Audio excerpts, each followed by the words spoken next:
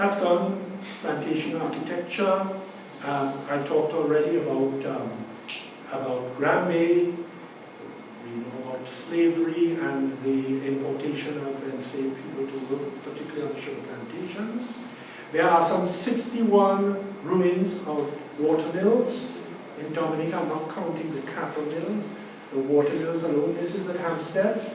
Unfortunately, the roof and all that has since fallen in since those pictures. But at least the machinery and all that is there. It tells a whole story about the British power, engineering power, money being spent, by the planters to purchase machinery to use in the sugar industry and later on in the wine industry. Granby, of course, they have theirs. It's always a talk. I'm always being asked to come and see possibilities, what could be done. Then you have Belfast, and you have the arch was removed in 1983 on purpose because, of course, the big trucks coming through will not go there. But it is a fine example of the aqueduct arches that existed around Dominica. And this one is also in the balance, but I was very glad to hear there is somebody working on providing an option for restoration.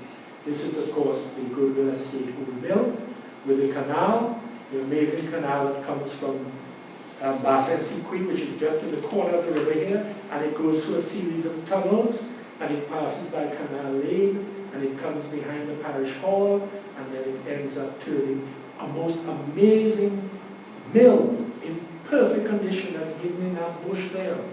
It's so unusual. It's not like all the other mills. It's low, so you have the mill, the big wheel turning with the water, and then a whole set of cogs, and the crusher is up there, to crush it, because to get the level of the water to turn the mill, and all the boiling material, that's engraving from Antigua, but it's exactly what was happening on that terrace there. So we are hoping. The young lady who talked to me, she said they're putting in a concrete frame inside to support the roof and all that. So the roof will not be sitting on the walls. I'm not going to argue with her, but in Cabrits, we let the roof sit on the walls. So it's okay. Anyway, here we have a view of Roseau from Mont Daniel in 1848 by the Potter couple. There is the mill, there. The canal is coming across here to turn the wheel. Roseau starts on the other side of the river. That's why they talked about Lot Bore. All of this is what is Pottersville today. There was this terrible hurricane in 1780, and immediately afterwards, they planted, that is Mr. Woodbridge, who owned Goodwill, planted 2 rows of tamarinds. And they had an avenue of tamarinds to protect the land from the storm surge. And you will count, I think, outside Esmart, and then along by the port, by Marboyd and these places, those survived. So that was painted, that was drawn in 1848. Those trees were planted after 1780, so you can understand how old those few trees that remain there are now. Okay. All of this, of course, eventually covered. Some old postcards which indicate that they were dancing in the yard in the laku of the plantation, Goodwill Mill Yard. Old Mill, we know all about. Old Mill is the one that has been saved because it was a government property, and therefore, thanks to Alwyn is left. But from 1976 to voluntary work and getting people together, kind of put their claim on Old Mill. So nobody could do anything with Old Mill. And then eventually, the cultural division was shifted there. And, you know, once the claim was placed, at least the place was held together and saved to a certain extent. All the old works, these are old photographs from the Daniel Green, Andrew Green's family. And all of the equipment for making citrate of lime, all that is where the stage is now for performances. And then we have Rosary Estate, which also is classic over on the East Coast. Rosary still has its aqueduct, and this map exists in the Library of Congress in the US. And you can see the modern photograph of the Rosary Bay Resort, and you can see, so you can see the Rosary Point. The ship is there off a platform where you load all the produce into little canoes, and then you went out to the ship. The factory and all that is here down below. That was built later, that aqueduct, but it's in the zone here. Plantation House, enslaved houses over at the back here. And the Plantation House existed up until the 1960s when the last owner, Mr. Beach, and Tabor, they constructed a completely new modern building. But it does give you another classic. That's all the sugarcane fields. That's how Dominica looked. Every valley, all the north coast covered in sugarcane. And thank goodness in Rosary, the arch, the Aqueduct Arch remains. Luckily, because it's not on a public road, you know. And there were other arches within living memory. There was one over the road to Springfield. Early 20th century, it had to be demolished. And there was one at Point Malact that went in Hurricane Davis. And there are a few hidden in the bush on the way to Grand Bay,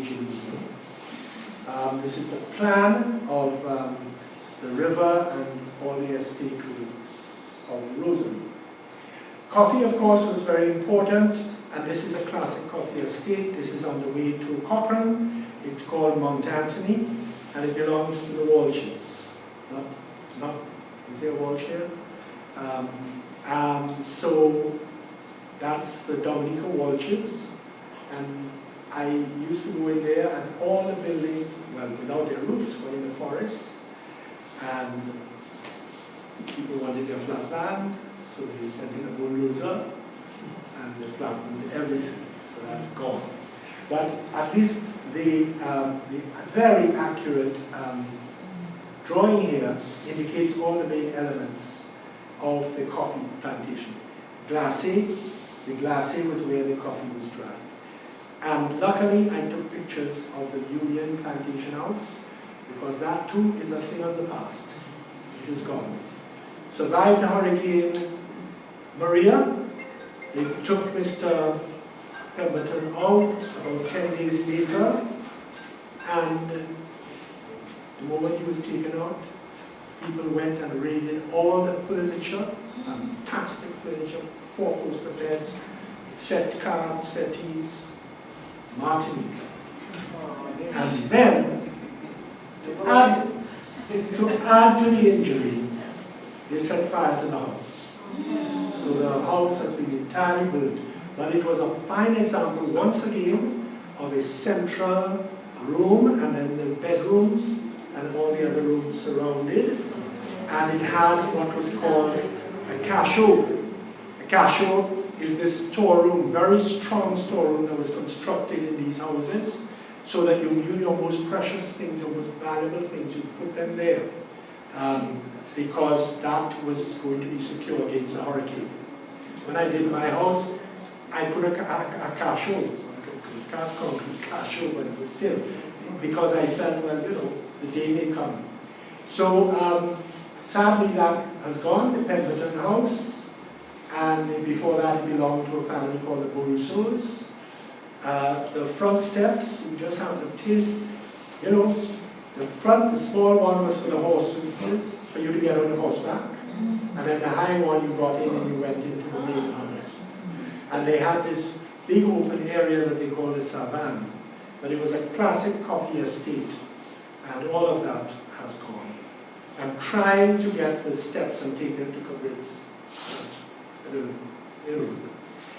We have another lovely little one. This is the poor peasant proprietor. This is at Valley, up behind Cottage in the north, behind Cottage, and you have the old house, dwelling upstairs, other stuff downstairs. The pave is part of the glacé. It would have been sealed, but the stones are still there.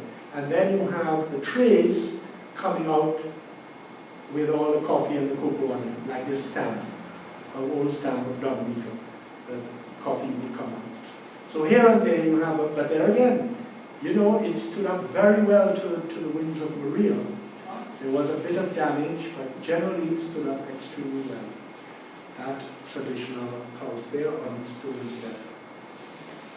We talked about walk-up already, so I won't get into that, but that luckily in a way is being maintained because it's being used as a tourist site, and the guy has money and he's been able to restore it. But it was, the tragedy about that one is that from the time of its building, back in the very early 18th century, it was owned by the Bellots. And the Bellots and the Dupinis kind of shifted, sometimes owned by Dupinis, sometimes owned by Bellots, but they were all part of the same family.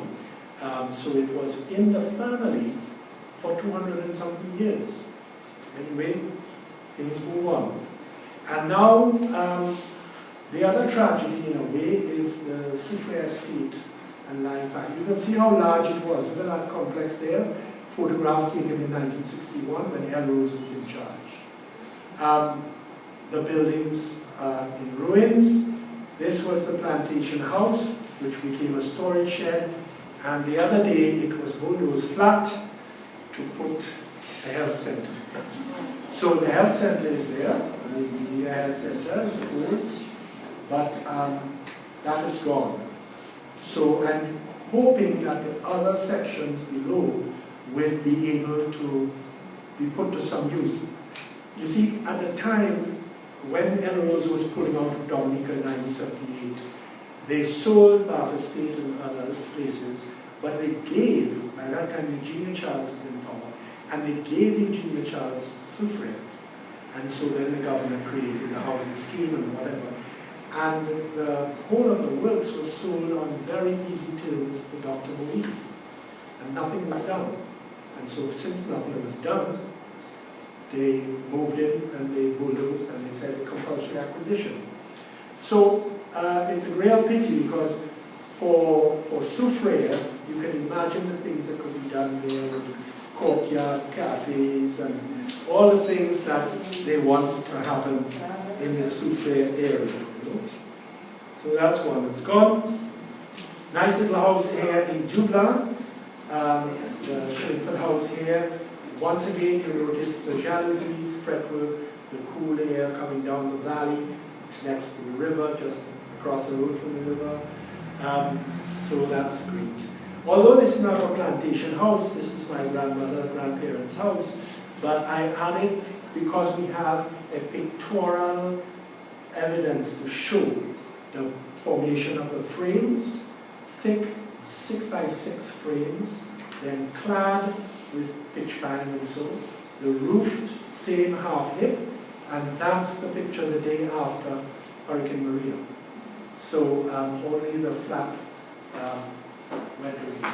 And the fantastic thing about this house, the contractor, amazing, and again, Ralph Nichols put the frame up in Rosewood in a big space that still exists behind Virgin Lane. So he pegged it all together and numbered everything with his workers with chisels in Roman numerals. Then they took it all apart and they put it on a schooner and they dumped it in the sea at Calanchee. And they floated everything to shore. And then they fitted it all again according to the pegs. And they got the house, and the house is still standing.